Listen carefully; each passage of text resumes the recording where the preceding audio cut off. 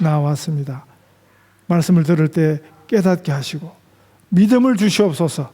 그래서 이 말씀대로 살 수 있는 복의 복을 허락하여 주시옵소서. 예수님 이름으로 기도하옵나이다. 아멘.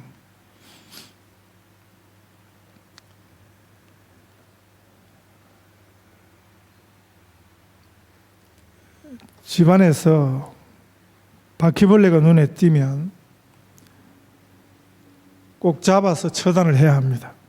그냥 두면 계속 나오거든요.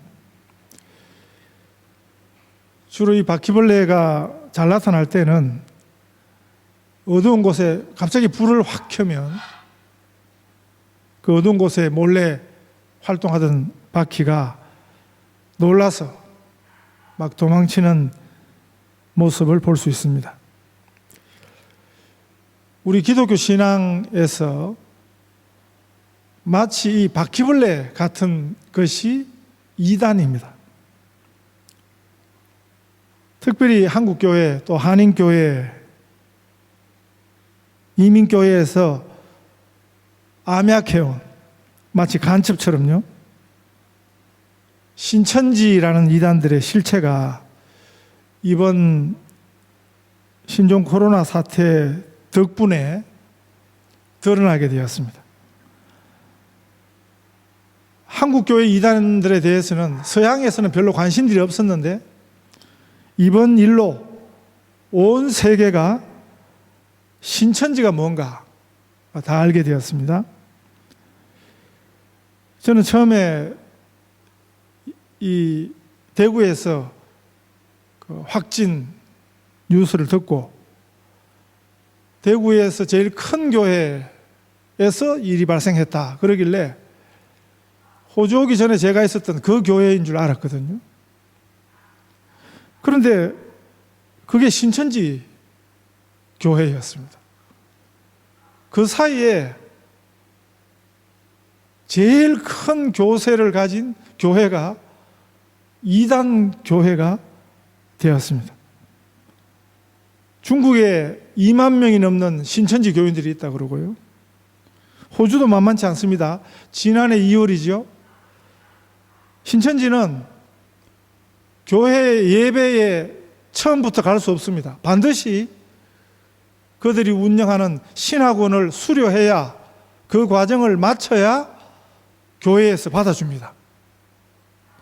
지난해 2월 달에 호주에서 호주인 대상으로 신천지 교육을 받은 호주인이 314명이 수료를 했습니다. 그래서 한국서 그 교주가 비행기 타고 와서 그 수료식을 했거든요.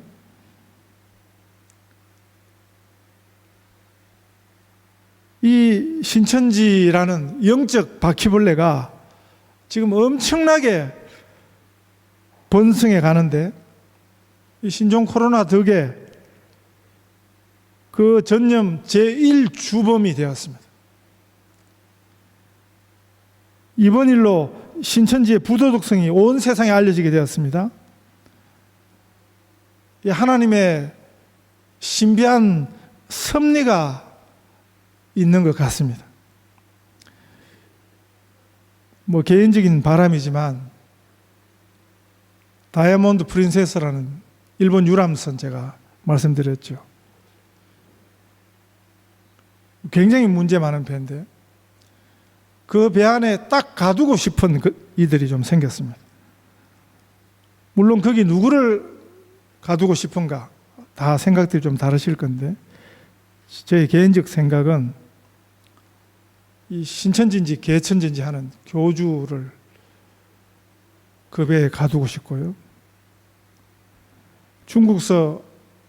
중국말로 진산팡 김씨 집안 셋째 뚱보라는 말인데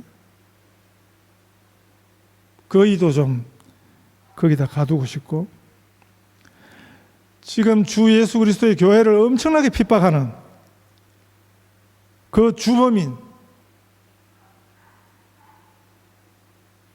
이 중국 공산당 제일 우두머리 있죠.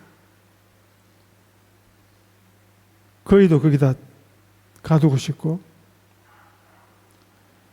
역사적 반성은 1도 없는 아베도 그 배에다 좀 집어넣고 싶고, 그리고 정말 수준 떨어지는 트럼프도 거기다 집어넣고 싶습니다. 제 생각입니다. 이 신종 코로나 한국 내 전파에 신천지가 그 주범이 된 탓에 신천지 교세가 지금 밝혀졌는데 현재 31만 명이랍니다. 뭐 엄청난 번식력이죠. 바퀴벌레 같습니다. 이번 일로 그 신천지 대구 교회당 벽에 붙어져 있는 그 플랜카드 보셨습니까? 신천지 관련 뉴스가 나올 때마다 그 장면이 나오는데 거기 플랜카드에 이렇게 적혀 있습니다. 앞으로도 예수님의 사랑과 진리를 지키는 아름다운 교회 되겠습니다. 그걸 좀 떼냈으면 좋겠는데 신천지 뉴스가 나올 때마다 지금 그게 그냥 뉴스 때마다 그 장면이 나오니까 목사 입장에서 얼마나 보기가 괴로운지 모르겠습니다. 아마 여러분들도 그럴 것입니다. 왜 저걸 우리 예수님 욕을 다 먹이고, 뭐가 예수님의 사랑이라는 소리입니까? 뭐가 예수님의 진리라는 소리입니까? 왜 이렇게 많은 사람들이 이 신천지에 빠졌는가? 그들 가운데는 의사도 있고 변호사도 있고 학교 교사의 공무원, 소위 지성인, 지식인들도 상당히 많이 빠져 있습니다. 왜 그런가? 그것은 진리라고 생각하는 진리와 참 진리, 제가 오늘 설교 제목을 이렇게 붙였습니다. 진리라고 생각하는 진리, 그것과 참된 진리를 구분하지 못해서 참 진리가 아니라 진리라고 생각하는 진리에 넘어간 것 아닌가 하는 그런 생각을 하는 것입니다. 진리라고 생각하는 진리는 제가 잘 쓰는 표현은 우리식 진리죠. 이 세상식 진리죠. 참 진리는 성경식 진리입니다.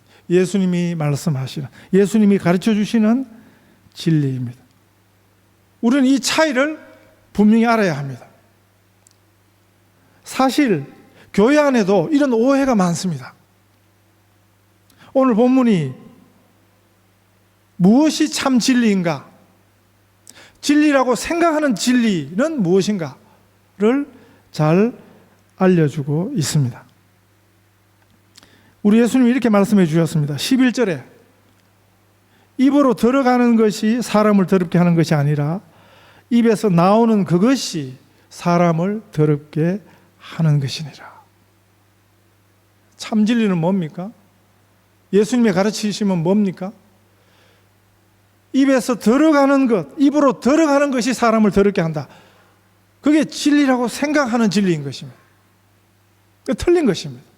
예수님 말씀은 입에서 나오는 것이 사람을 더럽게 한다. 이것이 예수님의 가르침입니다. 그래서 어떤 것은 먹을 수 있고 먹을 수 없고, 먹을 수 있느냐 먹을 수 없느냐, 이런 논쟁이 많거든요. 부정한 것을 먹으면, 먹어서 안 되는 것을 먹으면 그 먹는 것 때문에 그 사람이 부정해진다, 이런 생각, 이게 진리라고 생각하는 진리인 것입니다. 반대로 그 부정한 것을 먹지 않으면 거룩해진다 하는 생각, 이게 성경이 가르치는 게 아닙니다. 이것이 우리식이죠. 세상식이죠. 구약 성경에 물론 먹는 것에 대한 음식 규례라 그러는데, 레위기 11장에 보면 어떤 것은 먹어야 되고 어떤 것은 먹지 말라고 말씀을 하세요. 우리 예수님 거물 비유에 이미 설명을 했습니다. 갈릴리 바다 호수에서 어부들이 그물을 가지고 고기를 잡아내면 그걸 다 먹을 수 있는 게 아니라 그랬죠. 못 먹는 고기가 있습니다. 그게 먹어서는 안 되는 고기, 레위기 11장에 근거한 물고기들입니다.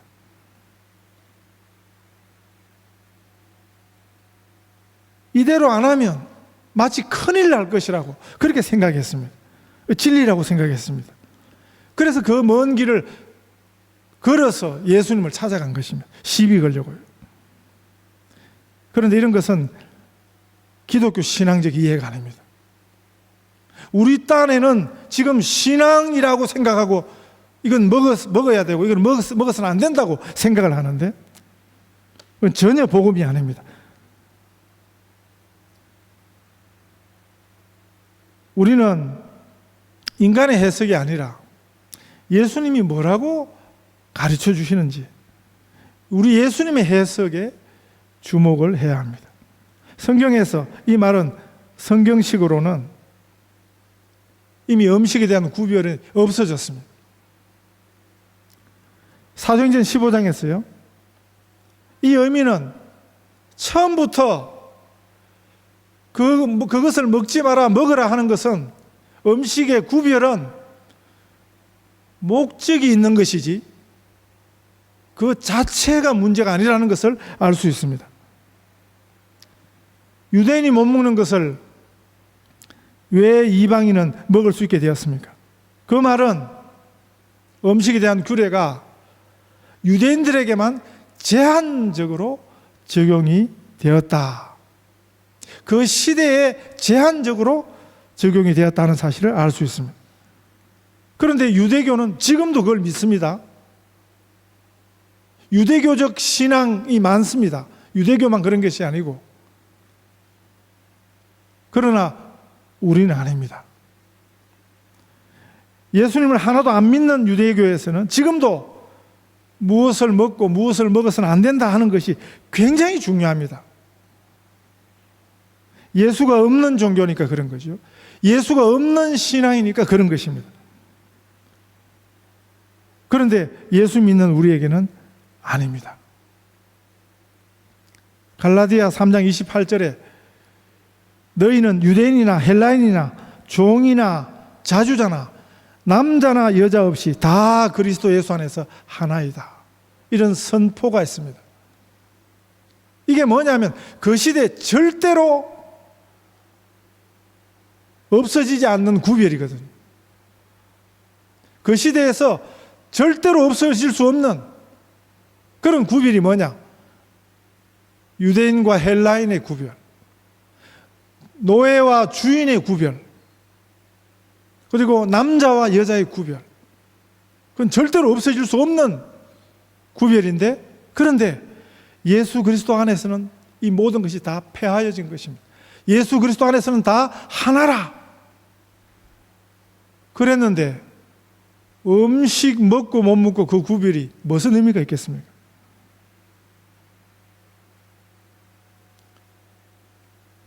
이번 주에 저희 대학 선배이기도 하신 목사님 한 분 장례식이 있었습니다. 한참 동안 꽤 친하게 지냈고요. 그분 친구 목사님이 그 장례식 설교를 하셨습니다. 장례 예배 때. 제가 뭐 장례 집례도 많이 해봤고 또 뭐 수없이 장례식을 참여해봤지만 장례식 설교 중에 제일 재미난 설교를 들었습니다. 재미난 설교지만 하나도 경망스럽지 않은 50년 동안 친구였던 그분이 자기 친구를 떠나보내면서 그런데 너무 슬픔 속에서 설교하지 않고 제가 볼 때는 아마 그 가족들을 잘 위로했던 것 같습니다. 지나간 추억들을 중에 재미난 이야기들을 하면서 그렇게 설교를 했습니다.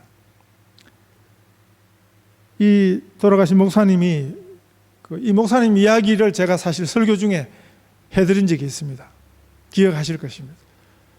여기서 그 딸을 아주 제일 좋다 하는 사립학교 보낼 때 그 교장 찾아가 가지고 다른 사람들 같으면 우리 딸 좀 제발 좀 받아주세요 이렇게 사정하잖아요. 그런데 이분은 당신들이 우리 딸을 안 받으면 당신 학교가 손해다. 그때 그분이 자기 딸을 교장 만나고 나서 저한테 그 얘기를 하면서 제가 깜짝 놀랐습니다. 가만히 들어보니까 우리는 누구한테 뭘 복을 받으려 들고, 네? 뭘 잘 봐달라 들고 이러는데 이분은 우리 딸을 안 받으면 당신 학교가 손해입니다. 거기다가 이분은 제일 비싼 사립학교 가서 75% 학비를 깎았어요. 내 딸을 안 받으면 당신이 손해예요. 당신 학교가 손해예요. 그리고 교장이 감동을 먹고, 네? 자기 찾아온 학부모들 중에 그런 사람이 한 번도 없었다는 거예요. 제발 좀 넣어달라 이거지. 바로 그분인데 이분이 신학생 때부터 좀 생각이 남달랐던 분이더라고요. 이번에 그런 얘기 해주셨어요. 그 친구 설교자가. 그때 이분들 신학교 다닐 때 학교에 커피 자판기 70원이었답니다. 커피 한 잔. 제가 그 대학 출신이라서 아는데 그 대학은 뭐 굉장히 보수 신앙이거든요. 물 한 잔 놓고도 기도하는 그런 신앙인데 커피 한 잔 뽑아놓고 기도하니까 이 목사님이 야, 우리 앞으로는 100원 이상짜리만 기도하고 100원 밑으로는 기도하지 말자. 이렇게 하셨대요. 요지는 정말 중요한 것을 중요하게 여기자는 거예요. 너무 사소한 거 그런데 얽매이지 말자는 거죠. 음식 먹는 것, 또 그 음식 먹을 때 뭐 손을 씻어야 되고 위생적인 문제가 아니라 종교적, 신앙적 그런 격식들을 자꾸 덕지 붙이는 것, 그건 중요한 것이 아닌 것입니다. 그게 유대교입니다. 이런 경향이 이단스럽습니다. 여러분, 건강한 교회, 건강한 신앙 구분을 하는 쉬운 방법이 이런 걸 자꾸 뭘 요구하고 뭘 먹으면 되고 뭘 먹으면 안 되고 뭘 어디를 가면 안 되고 제약이 많은 건 이상한 것입니다. 왜냐하면 예수님 오시기 전에 유대교가 그랬거든요. 지금도 율법 종교, 엉터리 종교, 이단들은 이런 제약들이 굉장히 많습니다. 신천지는 뭡니까? 예배할 때 무릎 꿇고 앉아야 된다는 거죠. 의자 없습니다. 그러니까 이번에 코로나에 그냥 확 걸리게 된 중요한 이유가 이상한 것들을 이런 거 저런 거 하면 이상한 것들 굉장히 많아요.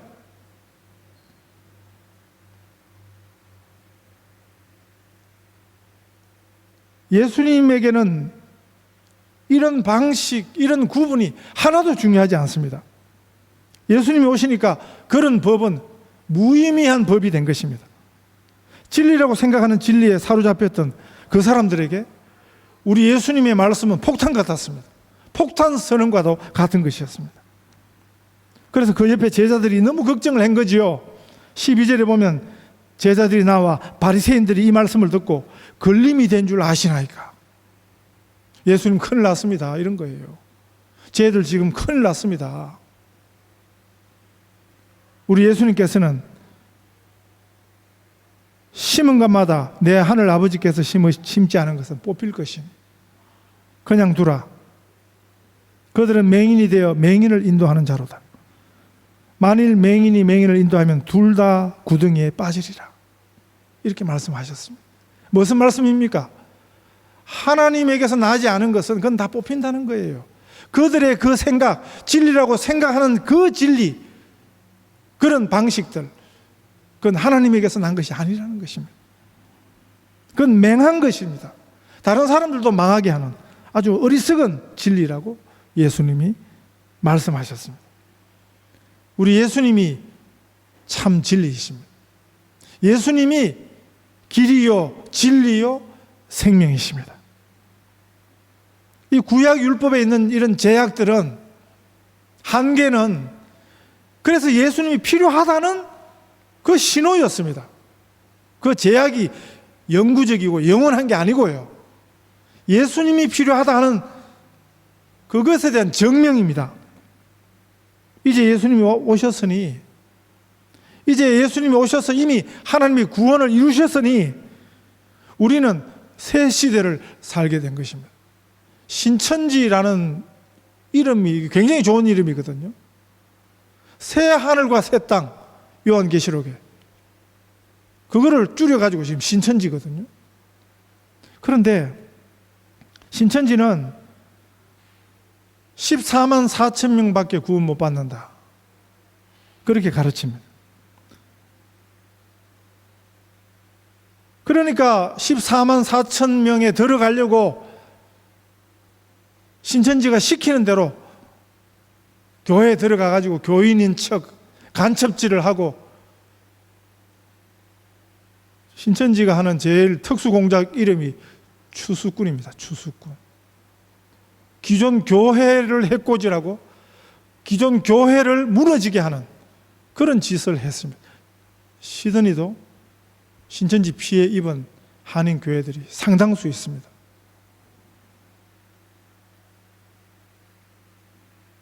그런데 지금 31만 명이 넘었습니다.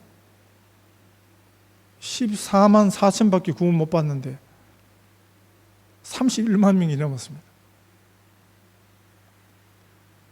이 14만 4천이라는 숫자가 요한계시록에 나와요. 요한계시록 7장 4절 이하에 보면, 내가 인침을 받은 자의 수를 들으니 이스라엘 자손의 각 지파 중에서 인침을 받은 자들이 14만 4천이라. 그런데 그래서 거기 보면 유다 지파 중에 1만 2천, 르우벤 지파 중에 1만 2천, 갓 지파 중에 1만 2천 이렇게 쭉 나오는데, 그 다음 9절에 보면요, 이 일 후에 내가 보니 각 나라와 족속과 백성과 방언에서 아무도 능히 셀 수 없는 큰 무리가 나와서 흰옷을 입고 손에 종려가지를 들고 보좌 앞과 어린 양 앞에 서서 큰 소리로 외쳐 이르되 구원하심이 보좌에 앉으신 우리 하나님과 어린 양에게 있도다. 14만 4천 거기 나오지만 그 성경을 이어서 읽어보면 9절에 바로 능히 헤아릴 수 없는 수많은 사람들이 거기 있어요. 그런데 이 바보 같은 것들이 성경을 다 안 읽는 거죠. 이런 순 사기성 진리라고 생각하는 진리에 걸려든 것입니다.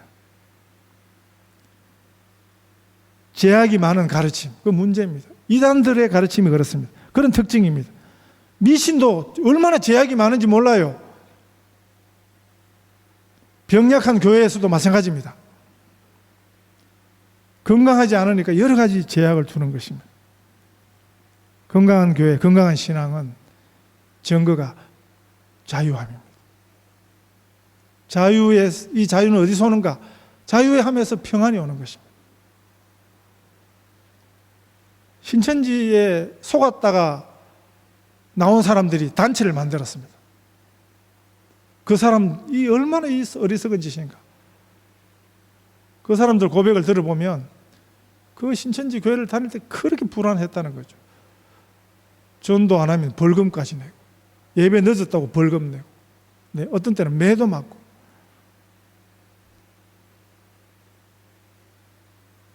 그런 희한한 제약들이 있는 것, 그게 엉터리라는 것입니다. 제약이 많은 것 중에 가장 기본적인 제약이 먹는 것에 대한 제약이거든요. 위생, 보건적인 이유가 아니면 종교적 이유에서의 제약은 종교가, 신앙이 오히려 우리의 발목을 잡는 것입니다. 제가 어제 교회 카톡에 그 세계적인 암병원인 미국의 MD 앤더슨 병원에 한국인 의사가 거기 있습니다. 종신교수로 인정을 받은.